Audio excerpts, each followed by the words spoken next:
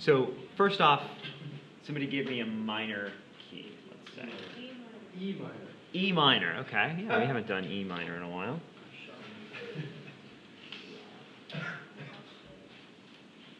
So, yes, Hera. Not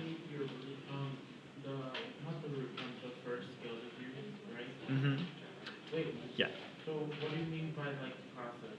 I'm confused. Yeah, look, okay, let's talk through the process then. So we've got our key, we're in E minor. We want an augmented sixth chord, which means the very first thing we do is we want to go to scale degree 6. In minor, it's just regular scale degree 6. In major, you have to lower it. In minor, you don't have to lower it. Somebody asked, how do you know when you lower scale degree 6 in minor? It's already lowered. So you don't have to worry about that. But in this case, we're going to put C because that's 6 in E minor.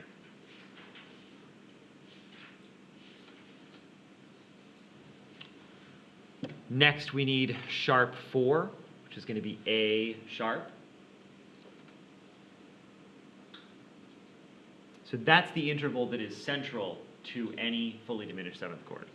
So if we started to kind of come up with a process here, which we've talked about but maybe never written down, is first determine the key.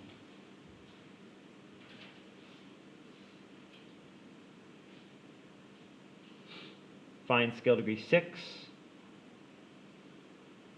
in minor, or flat 6 in major. Then, let's skip down here. Add sharp 4, which is going to create the augmented sixth interval, that interval that wants to go 40 seconds actually.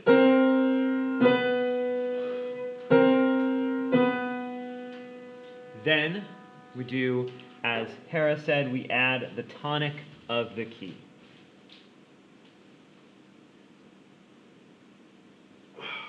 That's why it's very important to know what key you're in, or if you're using them to modulate, which key you're going to.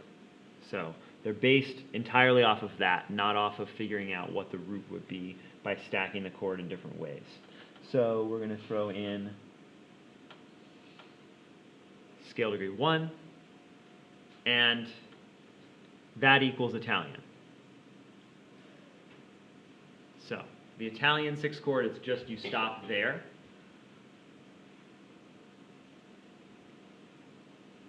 Then you're going to add either 2 for French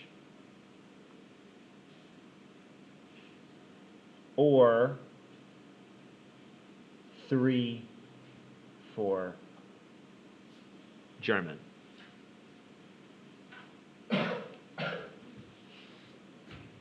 So I'll say this one's Italian 6. You start from this same chord, add scale degree 2 to create the French 4-3. Or you start from your original chord and add scale degree 3, G, to create your German 6-5.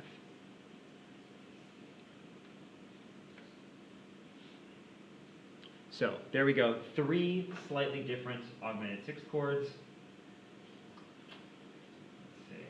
Voice like this. Not the best voicing.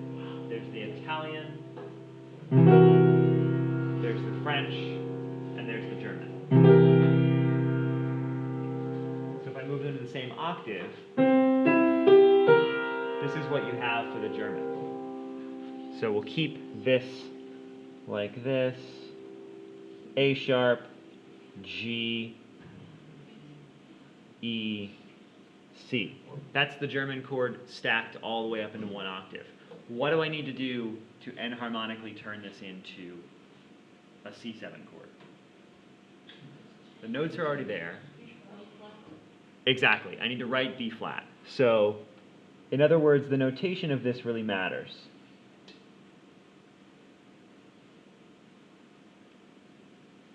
So this is a German 6-5. This is a 5-7 chord.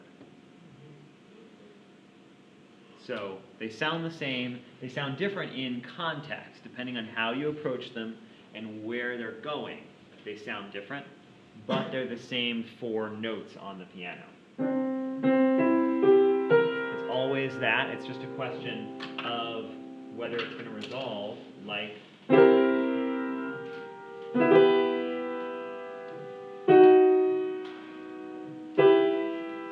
as an augmented 6th chord, or whether it's going to resolve as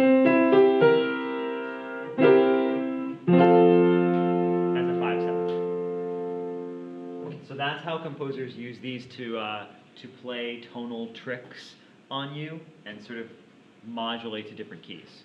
So just to round this out, the German 6/5 chord is in E minor. Where do we end up modulating if we were to resolve this as a 5/7 chord? C is the 5/7 of F. Yeah, so when you have an enharmonic German 6/5 chord, if you resolve it as a 5/7, it's going to be a way to modulate to F. Well, it's going to be a way to modulate to flat 2, the Neapolitan. So whenever you have that, that's where it takes you.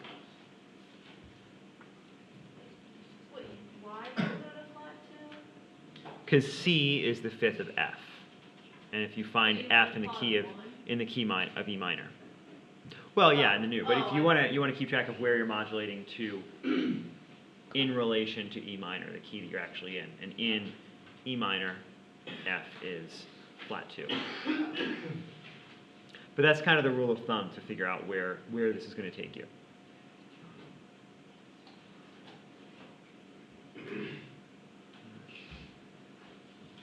So that's what I mean when I say, can you enharmonically reinterpret this chord? Can you enharmonically rewrite this? It's always that. There's only one option for that.